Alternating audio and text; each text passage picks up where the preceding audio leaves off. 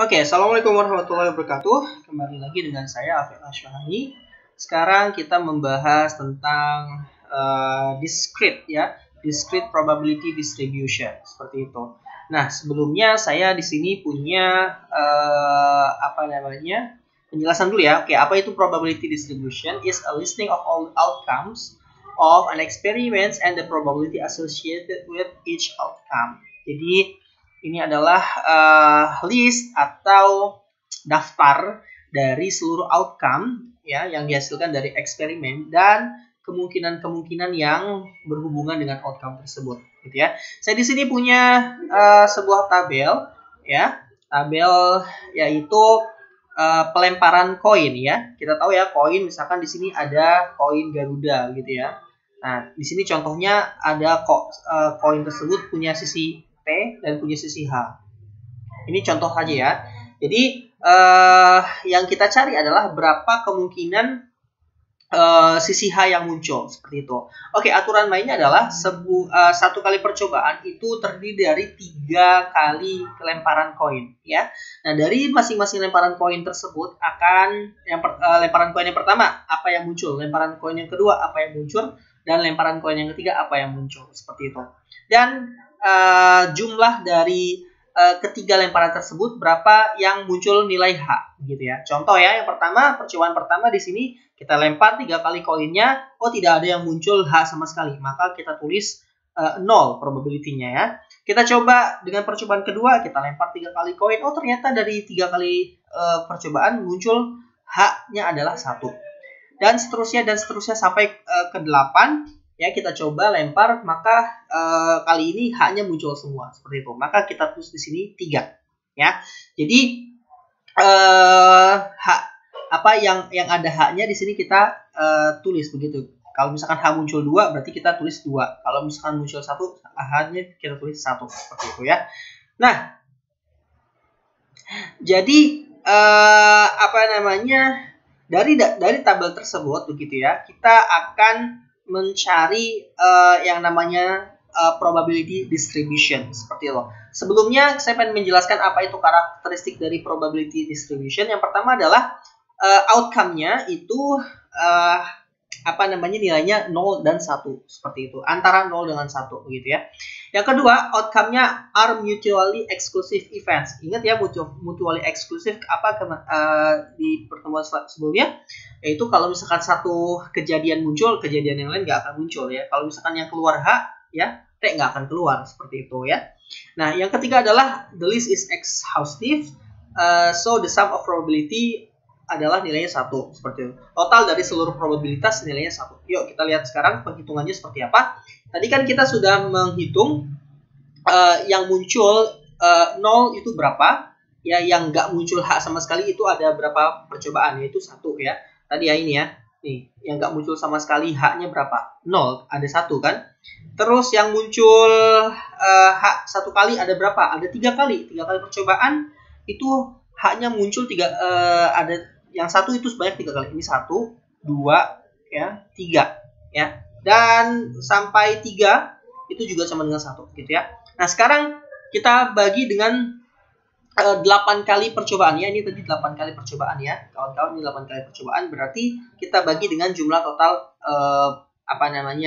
percobaannya, yaitu 1/8 dibagi 3/8 dan seterusnya sampai menemukan angka 1 seperti itu. Oke, jadi the probability distribution of number of heads observed in 3 tosses of a coin itu seperti ini. Jadi kemungkinan munculnya H dari 3 kali tosses, toss tuh kayak misalkan pelemparan gitu, itu akan memunculkan grafik seperti ini. Oke.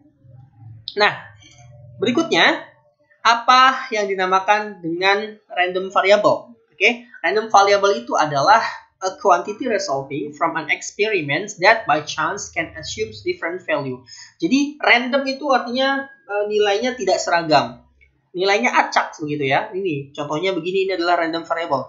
Ya tadi hanya muncul sekali, ini juga muncul sekali, ini juga muncul sekali, tapi ini merupakan yang random ya, hasil yang random. Tidak seperti ini bukan random. Ini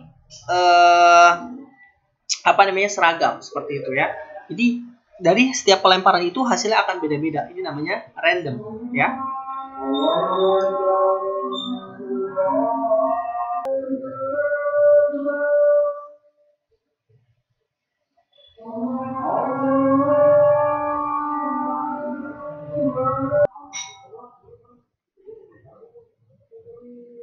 Oke, kita lanjutkan ya. Sorry, ada azan.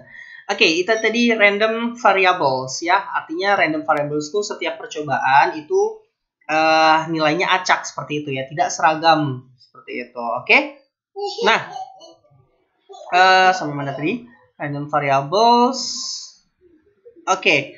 Nah, sekarang kita ingin membahas tipe-tipe dari random variables seperti itu. Ada yang pertama namanya discrete ya, atau bahasanya apa ya, terputus mungkin ya. Ada yang continuous, ini lawannya discrete yaitu berkesinambungan ya, atau continuous. Nah, discrete random variable ini adalah variable yang diasumsikan hanya memiliki value yang terpisah, value-nya terpisah seperti itu. It is usually the result of counting something. Ciri-cirinya adalah salah satunya adalah dengan cara menghitung ya, seperti itu. Sedangkan yang kedua adalah continuous random variable ya, diasumsikan nilainya itu infinite atau tidak terbatas gitu ya. Dan biasanya didapatkan dengan cara mengukur. Yang satu menghitung, yang satu lagi mengukur gitu ya. Kita lihat ya lebih dalam. Contoh dari discrete random variable adalah ini. The number of student in a class. Ini kan contohnya misalkan dalam sebuah kelas ya, ada 30 anak. Ya gitu, itu satu-satu tuh. 1, 2, 3, 4 sampai 30. Gitu ya. Ini kelas A. Kelas B misalkan ada berapa? 26. Ya udah kita hitung satu-satu. 1, 2, 3, 4, 5, 6, 7, 8 sampai 26 gitu ya.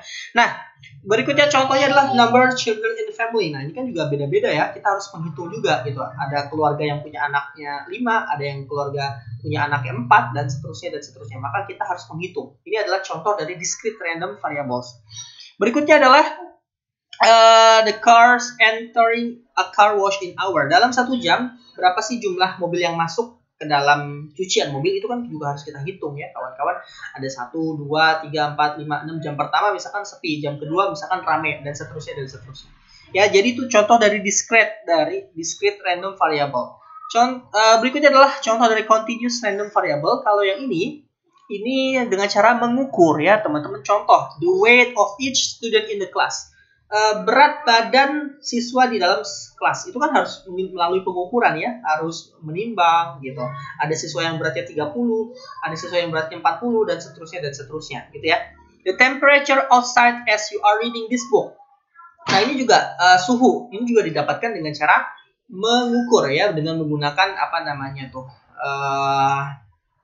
apa yang ditembak-tembak itu sih lupa. Yaitu pokoknya dia didapatkan dengan cara mengukur ya. Jadi ini contoh dari continuous random variable seperti itu. Nah, sekarang kita akan membahas fokus dulu ke discrete variabelnya. Nah, kita akan masuk ke menghitung mean atau rata-rata, terus juga variance dan yang lainnya, khusus untuk discrete variable dulu ya, kawan-kawan. Nah, untuk discrete variable gitu ya, ada beberapa tahap yang harus kita lakukan. Nah, contoh aja langsung masuknya. Nah, di sini saya punya contoh penjualan mobil sebesar ini, 0 dari 0 sampai 4 ya. Di probabilitasnya di sini adalah 0, yang 0 itu 0,1, yang mobil terjual 1 itu sebesar 0,2 dan seterusnya sampai 4, sampai totalnya adalah 1. Nah, ini pertama kita punya tabel probabilitasnya dulu ya. Nah, berikutnya kita coba untuk cari probability distribution-nya, rata-rata dari probability distribution. Ya, yang pertama kita coba kalikan dulu kemungkinan mobil terjual. Ya, ini berarti outcome ya. Kemungkinan mobil terjual itu ada yang mungkin terjual 0, ada yang tidak terjual, maksudnya tidak terjual, ada yang mungkin terjual 1 ya, dengan probabilitasnya masing-masing ya. Maka di sini outcome kita kali dengan probability-nya ya. 0 dikali 0,1 sama dengan 0, 1 dikali 0,2 sama dengan 0,2 dan seterusnya. Lalu semuanya kita jumlahkan ya ditemukanlah angka 2.1. Ya, jadi ini adalah rata-rata dari probabilitas distribusi. Seperti itu cara menghitungnya. Outcome, ingat outcome dikali probabilitasnya, ya. Jadi kemungkinan terjual satu mobil sebesar 0,2, kemungkinan terjual 2 mobil sebesar 0,3 gitu ya. Ini outcome-nya. Nah, ini adalah rata-rata probability distribution. Sekarang bagaimana dengan variance? Ya, atau standar deviasi dulu deh. Oke, ini kemarin kita sudah bahas tentang standar deviasi dan variance. Jadi ini caranya sebenarnya sama, cuman yang membedakan hanyalah ini tadi, step awalnya, yaitu dikalikan antara outcome dengan probability. Outcome dikali probability dulu, ya. Selanjutnya masing-masing outcome ini dikurang dengan rata-ratanya. Ya, tadi rata-ratanya 2,1 ya. Jadi 0 dikurang 2,1, 1 dikurang 2,1, 2 dikurang 2,1 dan seterusnya. Setelah itu hasil dari pengurangan ini dikuadratkan, ya. Ya, contohnya di sini adalah minus 2,1 dikuadratkan sama dengan 4,41. Ya. Setelah dikuadratkan maka dikali dengan probability-nya lagi. Ya. Dikali dengan probability-nya lagi. Ini di sini nih, dikali dengan probability-nya lagi. Maka ditemukanlah varian standar untuk standar variasi untuk probability distribution sebesar 1,29. Bagaimana cara mencari varians ya? Gampang aja, langsung aja diakarin. Akar 1,290 sama dengan 1,136 gitu ya. Nah, seperti itu. Jadi agak sedikit berbeda, tapi intinya cara penghitungannya sama untuk mencari rata-rata dan standar deviasi serta variansnya seperti itu. Tapi yang harus kita perhatikan di sini adalah karena ini adalah probability distribution, maka kita harus menghitung dulu gitu ya, outcome dikali dengan probabilitasnya. Oke, cukup sekian dulu untuk part satunya tentang probability discrete random, apa sih judulnya, lupa saya. Ini discrete probability distribution. Oke, terima kasih. Wassalamualaikum warahmatullahi wabarakatuh.